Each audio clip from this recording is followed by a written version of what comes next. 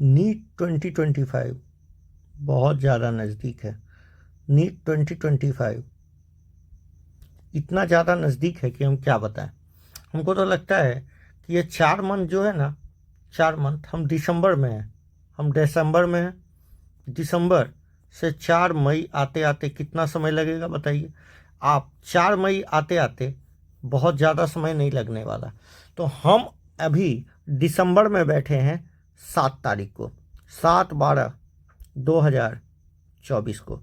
आपका एग्ज़ाम है 4/5/2025 में। क्या आपने अपने सारे टॉपिक को क्लियर कर लिया? ईमानदारी से सोचिए। आप टेस्ट लगा रहे हो, आप टेस्ट दे रहे हो, और टेस्ट दे रहे हो तो मार्क्स कितने ऑब्टेन कर रहे हो? क्या आपके मार्क्स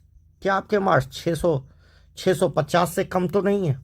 यदि आपके मार्क्स 650 मार्क्स से बिलो हैं तो आप सोचें क्या किया जाए 4 मंथ में। 4 मंथ में ऐसा क्या किया जाए कि आपके मार्क्स 600 प्लस आ जाए? कभी सोचे हैं ऐसा कि ऐसा क्या करें? कि अभी तक लग रहा है कि एकदम 4 तारीख को तो रैंक 1 आएगा, 4 तारीख को तो हमारा क्या आ जाएगा, रैंक 1। ऐसा भी सोच रहे हैं। बहुत सारे पंडित जी जो लोग बैठे होंगे, जो एग्ज़ाम की तैयारी कर रहे होंगे, उनको तो लगता है कि हम 4 तारीख को बैठेंगे और सबसे पहले एग्ज़ाम को ही फोड़ेंगे। ठीक है, एग्ज़ाम को ही फोड़ेंगे, एक रैंक के लिए जाएंगे। सर आपको क्या पता है, हम साला एक रैंक के लिए जाएंगे, आप रहिए हवा में। ऐसा नहीं होता है। यदि आपके 600 मार्क्स नहीं आ रहे हैं, भूल जाइए नीट। ठीक है, भूल जाइए। अभी बोलिए 4 महीना बचेगा। यदि 600 मार्क्स नहीं आ रहे हैं, यदि आपको बूस्ट करना है, हम लास्ट उपाय बता रहे हैं। यदि आपको लगता है कि आपका 600 मार्क्स से कम आ रहा है, कम आ रहा है और कुछ नहीं हो पा रहा है, तो ये मत भ्रम में रहिए, ये आसानी से भ्रम में मत रहिए कि 4 मंथ में आप 700 ले आइएगा और आप इस 650 को क्रॉस कर लीजिएगा। आपको कुछ स्ट्रेटजी बनानी होगी, आपको कुछ प्रॉपर स्ट्रेटजी बना के पढ़ाई करना होगा। पहला काम, लेट नाइट पढ़ना बंद कीजिए। लेट नाइट एकदम पढ़ना बंद कर दीजिए, पढ़ना बंद कीजिए। यदि आप लेट नाइट पढ़ना बंद कर देंगे तो आप बहुत ज़्यादा एनर्जी सेव करेंगे। दूसरा, मोबाइल से दूरी बनाइए, मोबाइल से दूरी। तो कहिएगा सर मेरे सारे लेक्चर तो मोबाइल पर ही हैं। ठीक है, तो आप अनवांटेड ऐप से दूर बनाइए। ठीक है, अनवांटेड ऐप्स को ब्लॉक कर दीजिए, ज़्यादा अच्छा होगा। जितना जल्दी आप इससे दूर रहिएगा उतना। तीसरा बात, हेल्दी फूड खाइए, हेल्दी फूड का सेवन शुरू कर दीजिए। जितना जल्दी आप हेल्दी फूड खाना शुरू कर दीजिएगा आपके लिए बहुत ज़्यादा फायदेमंद है। ठीक है, जंक फूड से बचिए। चौथा, प्रॉपर स्लीप लीजिए, ये बहुत ज़रूरी है दिमाग को फ्रेश रखने के लिए। प्लस थोड़ा सा योगा कीजिए, योगा ये बहुत ज़रूरी है आपके मेंटल पीस के लिए, क्योंकि लंबा सफ़र है। ठीक है, लंबा, अभी भी 4 मंथ है। ठीक है, ये 4-5 काम कीजिए आप। और फिजिक्स, केमिस्ट्री और बायो, ये तीनों चैप्टर में सर्च कीजिए कि आपका किस में मार्क्स कम आ रहे हैं। फिजिक्स में, केमिस्ट्री में, बायोलॉजी में किस में मार्क्स कम आ रहे हैं। ज़्यादातर बच्चों का तो फिजिक्स में ही कमज़ोर होता है, फिजिक्स कमज़ोर होता है। तो हम जो बता रहे हैं वो समझिए, हम जो बता रहे हैं वो काम कीजिए।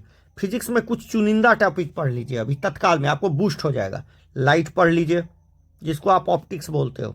दूसरा, मॉडर्न पर कमांड कर लीजिए, मॉडर्न। उसके बाद मॉडर्न आसान है, लाइट आसान है, वेव पढ़ लीजिए, वेव। हीट पढ़ लीजिए, छोड़िए भाड़ में जाए मैकेनिक्स। ठीक है, भाड़ में जाए, ये 4 पर एकदम कमांड रखिए। ठीक है, और इलेक्ट्रोस्टैट्स आसान है, इलेक्ट्रोस्टैट्स, इलेक्ट्रोडायनेमिक्स दोनों आसान है। और इलेक्ट्रोडायनेमिक्स हो गया तो आपका कैपेसिटर भी हो जाता है, कैपेसिटर, ईएमआई भी हो जाता है, एसी भी हो जाता है। आ गया समझ में? बच क्या गया? बच आपका क्या गया? बस एक चैप्टर गया है, मैकेनिक्स जिसको आप कहते हो। शुरू में यही दर्द है। मैकेनिक्स में सबसे पहले क्या है पढ़ लीजिए। मैकेनिक्स में सबसे पहले पढ़ के हटाइए किसको? मैकेनिक्स में सबसे पहले पढ़ के हटाइए किसको? यूनिट एंड डायमेंशन को। कहिए क्या है? आसान है, समझना आसान है, समझना आसान है। यूनिट डायमेंशन और मेजरिंग इंस्ट्रूमेंट, एक दो क्वेश्चन पक्का कर लिया। अच्छा, वेक्टर आसान होता है, वेक्टर तो आसान है, सबसे आसान है वेक्टर। उसके rest and motion, RNM, law of, अब रेस्ट एंड मोशन पढ़िए लिए तो बताइए क्या Newton's law of motion, NLM, WP क्या है इस सब में। आपको बस एक चैप्टर ध्यान से पढ़ना है, वो रोटेशन। हम तो बोलते थे कि रोटेशन को हटा ही देता तो बढ़िया रहता, मगर चटवा रख ले, कोई ज़रूरत नहीं है रोटेशन का, ठीक है। केमिस्ट्री का बात अलग है, जुदा है, क्योंकि हम केमिस्ट्री के लेक्चरर हैं। तो आपको बता दें, केमिस्ट्री में फिजिकल में देख लीजिए क्या प्रॉब्लम है, कौन चैप्टर में। ऑर्गेनिक में प्रॉब्लम क्या है, और इनऑर्गेनिक का कंटेंट ही छोटा है। इनऑर्गेनिक, नीट के लिए इनऑर्गेनिक का कंटेंट छोटा है, ठीक है, मगर इनऑर्गेनिक को देखना है अच्छे से, ठीक है, चाहे वो P ब्लॉक भी है या D ब्लॉक भी है, आपको अच्छे से देखना है, ये नहीं छोड़ना है। आ रहा है समझ में, इसको छोड़ना नहीं है, आपको अच्छे से देखना है, ठीक है। बायो में आप 3 सेक्शन में बांटिए पूरे बायो को। पहला, कुछ टॉपिक जो रिलेटेड है, जैसे जेनेटिक्स, एक बार में पढ़िए, जेनेटिक्स मॉलिक्यूलर इवोल्यूशन, और एक और बायोटेक। देखिए तो हम कितने चैप्टर निपटा दिए, 4 चैप्टर निपटा दिए। पता है क्या, रिप्रोडक्शन यदि शुरू करते हैं तो सब रिप्रोडक्शन इन ऑर्गेनिज्म, शायद ये हटा दिया गया, मगर पढ़ लीजिएगा बढ़िया से, ठीक है। मोनोसियस डायोसियस यही क्लियर होता है। उसके बाद ह्यूमन रिप्रोडक्शन और फ्लावर में रिप्रोडक्शन, तीनों रिप्रोडक्शन, और रिप्रोडक्टिव हेल्थ बताइए तो। और इकोलॉजी में क्या रखा है बताइए, इकोलॉजी में क्या रखा है, रिवर्ट प्रॉपर हाइपोथेसिस, क्या दम है उसमें। आ रहा है समझ में, आसान चैप्टर है, 3 चैप्टर ही तो पढ़ने हैं, निपटा दिए जाएंगे। 11th का बात जुदा है, सेल बायोलॉजी से शुरू करेंगे। 11th को हमको जब भी तैयारी करना होता तो हम सेल बायोलॉजी पे आ जाते बेटे, सबसे पहले सेल बायो से पढ़ते। 11th की बात जुदा है, सबसे पहले सेल बायो से शुरू करते, 3 चैप्टर निपटाते, ठीक है। Cell the unit of life, यदि सेल पढ़ लिए तो सेल बना किससे है, बायोमोलिक्यूल से, ये पढ़ लेते। और सेल बना है बायोमोलिक्यूल से, और एक सेल से दूसरा सेल, दूसरा सेल से तीसरा सेल कैसे बनता है, सिंपल सा बात, सेल डिवीजन से। निपटा दिए 3 चैप्टर। अब बताइए, यदि हम लिविंग वर्ल्ड में शुरू करते तो लिविंग वर्ल्ड में हम जान देते 1.7 से 1.8 मिलियन तक स्पीसीज है, ये बात जान जाते।